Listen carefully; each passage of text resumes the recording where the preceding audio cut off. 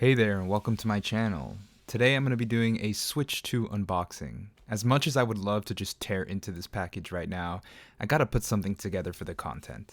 I just picked this up today. It was kind of a hassle. There wasn't really anything in stock until a few hours after the store opened, but it's finally in my hands. Immediately you'll notice that there's a box inside another box. I assume they do this for region-specific markings and text. And here it is, the official Switch 2 box. The box is pretty much the same as the Switch OLED and a bit smaller than the original Switch box.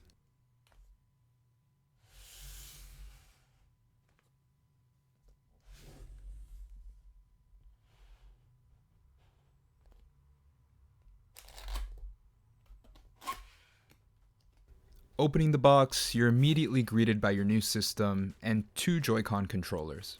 Taking the Switch 2 out of the packaging, you immediately realize how good this build quality is. I know the price was controversial at its announcement, but I think $450 for this console is actually quite good. The screen itself is actually one of the best parts of this console. It's a 7.9-inch LCD screen, it reaches 1080p, 120 FPS, and has HDR. It's got a custom processor made by Nvidia, 256 gigabytes of storage, and when docked, you can reach 4K 60 FPS. There's also a built-in microphone, headphone jack, and the speakers are actually really good.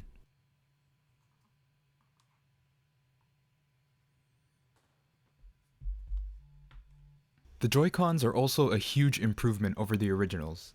I wasn't a huge fan of the original Switch's Joy-Cons, they kind of felt like toys, but these actually feel like premium controllers.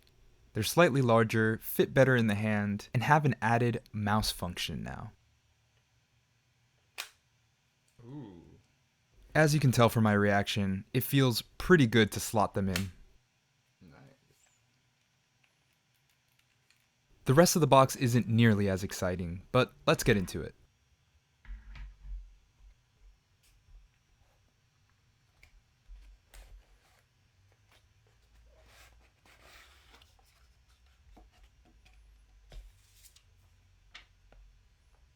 This was the Mario Kart World bundle, so it came packaged with a download code for the game. Don't try and steal it, I already redeemed it.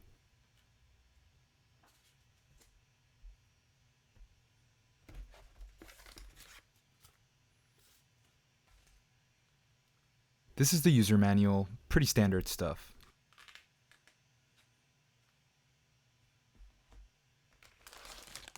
An HDMI cord comes with the kit, something I can appreciate in this day and age.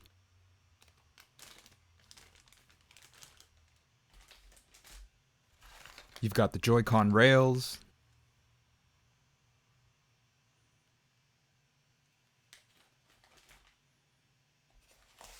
the Joy-Con grip,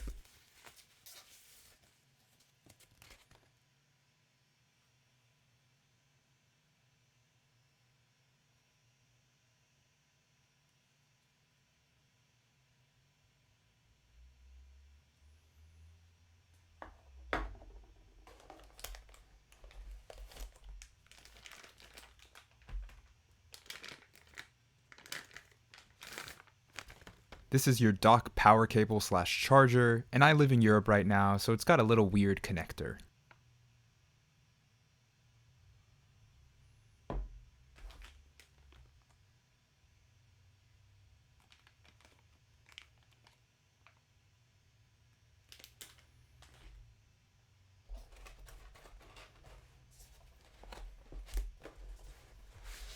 And finally, there's the Switch 2 dock.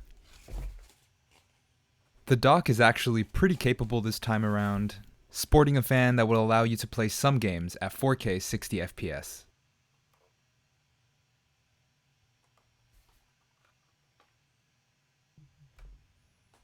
Unfortunately, just like the Switch 1 dock, it's not very snug, so the Switch is going to move around a little bit when you put it in.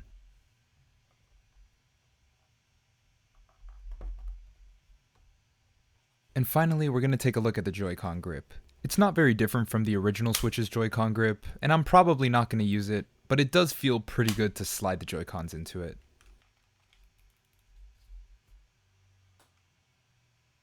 Alright, it's time to turn on the console and set it up.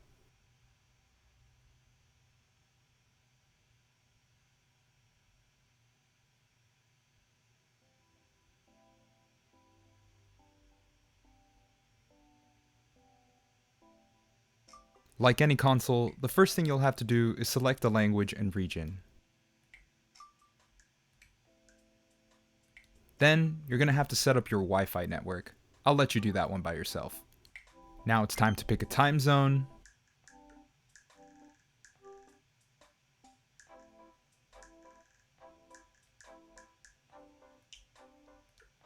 Some Switch 2 tips in case you've been living under a rock for the past 8 years. And here we have a small tutorial on how to remove the Joy-Cons.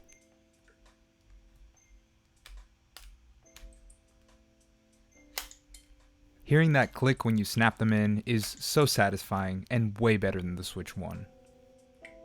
Then it's going to ask if you'd like to connect to a TV. I'm not going to be doing that in this video. Some more tutorial stuff.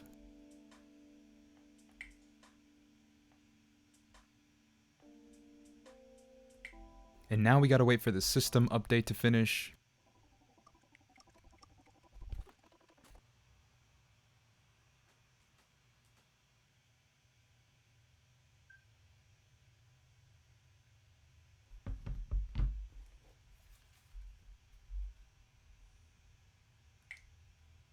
Now the Switch 2 is going to prompt you to transfer your old Switch's data over. I never like to do this because I like to have a fresh console, but go ahead and do it if you want to.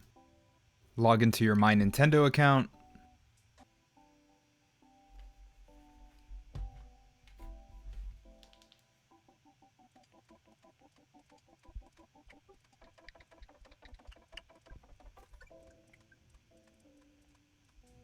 There's a few more menus you gotta get through first.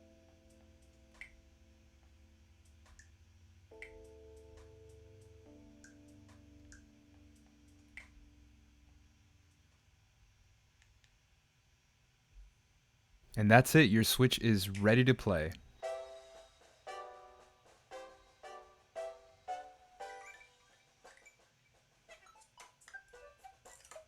I'm kinda disappointed they went with the old home screen. I was expecting something new here, especially after 8 years. It does look a little bit nicer, but overall, not that much of a difference. Here you see me transferring my virtual game cards over to the new Switch. Honestly, I hate this feature, and it's kind of limiting considering that you have to have the other console online.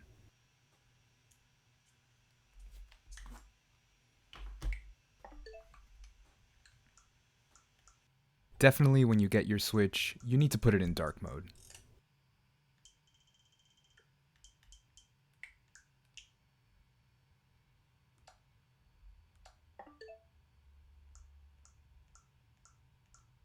For this last segment, I'm going to be comparing the Switch 1 and the Steamdeck to the Switch 2. Honestly, the Switch 1 feels like a toy next to the Switch 2. It's much smaller, and the plastic feels lower quality.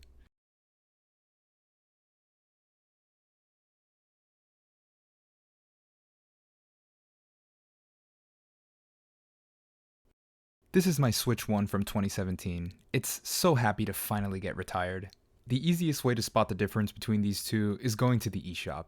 The eShop runs like hot ass on the Switch 1. My button presses are barely registering, and everything takes a million years to load.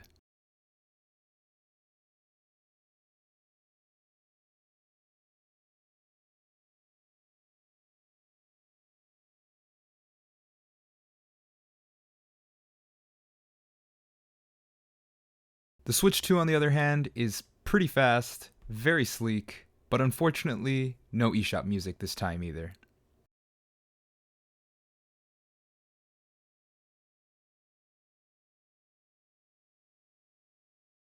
Lastly, let's do a quick comparison of the Switch 2 and the Steamdeck. I'm going to be making a much more in-depth comparison of these two in a later video, so stick around if you want to see that.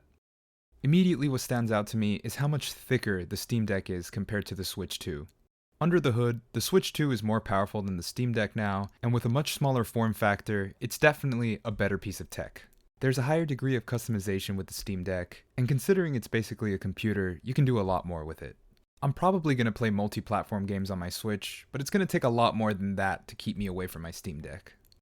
I'm going to round off this video with a little bit of Mario Kart World gameplay. I haven't actually been able to play it since I recorded this, because I'm editing this video. If you made it to the end of this video, comment, "That was relaxing." I'm going to be covering a lot of Switch 2 stuff in the coming weeks, so please subscribe if you enjoyed this one. I'll see you guys in the next video. Peace.